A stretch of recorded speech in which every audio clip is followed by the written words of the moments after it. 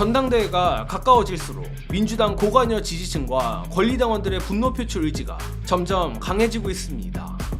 특히 요주의 조사로 알려진 여론조사 공정에서 그 의지가 폭발했는데, 흥미로운 건 민주당과 대통령 지지율의 디커플링 현상이 나타난 겁니다. 지난주부터 감지됐던 민주당 코어 지지층의 여론조사 참여 의지가 오늘 또 숫자로 드러났습니다. 7월 26일부터 27일까지 실시된 이번 공정의 여론조사에서 민주당 지지율은 44.3%, 국민의힘은 36.7%를 기록했습니다. 민주당이 40%대로 올라선 반면 국민의힘은 30%대로 밀리며 격차는 7.6%포인트, 오차범위 밖까지 벌어졌습니다. 그런데 골 때리게도 같은 조사에서 이재명 대통령 국정운영 긍정평가는 44.2%, 부정평가는 52.6%였습니다. 수치상 민주당 지지율보다 대통령 긍정평가가 0.1%포인트 낮습니다.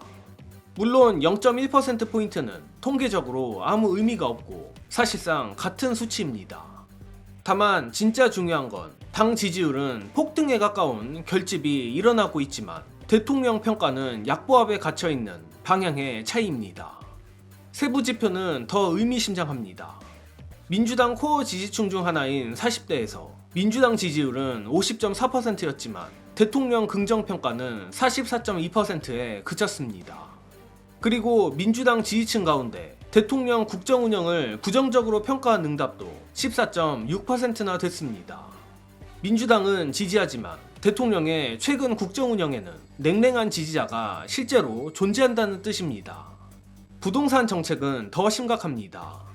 전체 긍정 36.2%, 부정 58.6%, 심지어 민주당 지지층에서도 부정평가가 23.9%였습니다. 물론 이번 조사는 응답률이 2.5%포인트인 무선 ARS 조사이고 극우 여론조사라는 평가가 있는 공정 특유의 하우스 이펙트도 감안해야 합니다. 하지만 그럼에도 저로선 이번 조사를 한마디로 정리할 수 있다고 봅니다. 바로 민주당 코어 지지층의 분노가 기가 막힌 전략적 여론조사 응답으로 드러났다는 겁니다. 정당 지지율과 대통령 지지율만 놓고 같은 사람이 어떻게 답했는지 전부 역산할 수는 없습니다. 그러나 민주당 지지층의 14.6%가 대통령 국정운영을 부정적으로 평가했다는 교차표까지 감안하면 당은 지키되 대통령에게는 경고하겠다는 응답이 섞여 있다고 보는 게 그렇게 무리한 추론은 아닙니다. 특히 최근 유시민 작가가 이재명 대통령의 외연 확장 노선을 위험한 선택이라 경고한 것과도 맥이 닿아 있습니다. 무엇보다 집권 여당 지지율보다 대통령 지지율이 수치상 낮아지는 장면은 국정 동력 측면에서 매우 위험한 신호입니다. 또한 저도 그렇고 여러분들도 같은 마음이시겠지만 민주당 코어 지지자가 민주당을 지지하면서도 민주당이 배출한 대통령의 국정 운영에는 부정적으로 답한다는 건 마음이 상당히 싸늘해졌다는 방증이고 이를 실제 행동에까지 옮기는 단계에 이르렀다는 겁니다. 그러나 이를 다른 측면에서 분석해보자면 능동적인 민주시민, 민주당 코어 지지층의 분노가 전략적인 행동력으로 나타났다는 분석도 가능합니다. 쉽게 말해 희망적인 건 분노가 아직 무관심으로 식지는 않았다는 것이며 당원들은 대통령에게 경고하면서도 민주당만큼은 지켜내겠다는 의지를 보여준 겁니다. 또 마침 한 달도 남지 않은 전당대회를 정권의 방향을 되돌릴 반격의 기회로 보고 있는 것 같습니다. 따라서 기사에서 말한 전당대회 컨벤션 효과가 단순한 관심 증가가 아니라 분노한 코어 지지층의 적극적인 응답으로 나타났을 가능성이 있다는 겁니다. 하지만 전당대회만 믿고 넘어갈 일도 아닙니다. 무엇보다 문제의 근원인 청와대가 무리한 욕심을 거둬야 합니다. 예컨대 제3의 길이니 구조적 다순위하며 본진을 버리고 중간지대와 상대 진영을 먹겠다는 발상은 원점에서 다시 검토해야 합니다. 관련해 이 부분은 조금 오래되긴 했지만 제3의 길에 대한 장인수 기자의 인사이트부터 보시고 이어가겠습니다. 유시민 작가가 가장 많이 비판받는 부분입니다. 이게 실패할 것이다. 이렇게 가면 실패할 것이다. 저도 유시민 작가님처럼 실패할 것 같습니다. 이렇게 간다라고 하면. 다만 저도 구조적 다수가 저는 모르겠습니다. 저기 유시민 작가님과 유일하게 생각이 거의 다른 부분 하나가 구조적 다수는 애초에 불가능하다. 유시민 작가는 이렇게 단언을 했잖아요. 그런 거는 존재할 수가 없다. 애초에 불가능하다. 이렇게 얘기했는데 저는 그거는 조금 생각이 다른 게 대한민국은 보수가 그냥 구조적 다수가 돼 있지 않습니까? 저는 좀 그렇게 보거든요. 대한민국은 기본적으로 보수가 구조적 다수인 어떤 그런 정치 상황이 돼 있으니까 이거를 어떻게 좀 잘해서 민주당이 구조적 다수까지는 아니더라도 보수가 구조적 다수인 요거는 좀 깨트리는 방식으로 나아갔으면 좋겠다라는 게 제 생각이고 그래서 이재명 대통령이 구조적 다수라는 표현을 썼을 때 그 말 자체에서 대해서는 저는 거부감은 없었습니다. 그렇게 됐으면 좋겠다라고 하고 공감되는 측면이 있었어요. 근데 이제 유시민 작가님은 그 자체가 불가능한 말이다. 다만 그런가? 대한민국은 구조적 다수가 보수인 거 아니야? 이런 생각은 좀 듭니다. 저로선 제발 아니길 바라지만 이재명 대통령이 이른바 뉴 이재명이나 명파리를 자처하는 일부 측근과 패널들의 말에 지나치게 둘러싸여 있는 것 아닌가 하는 의심이 듭니다. 특히 오늘 조정식 국회의장이 대놓고 이재명 대통령 연임을 입 밖으로 꺼냈습니다.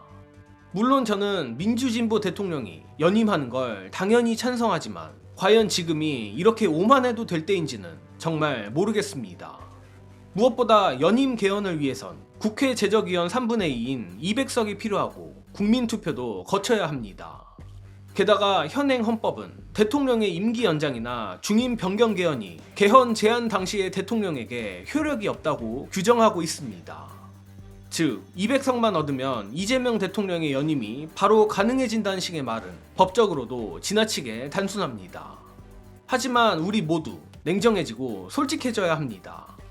내란 청산 정치연합이 무너지고 코어 지지층의 민심이 이렇게 안 좋은 현재의 흐름이라면 총선에서 200석은커녕 과반도 장담할 수 없습니다.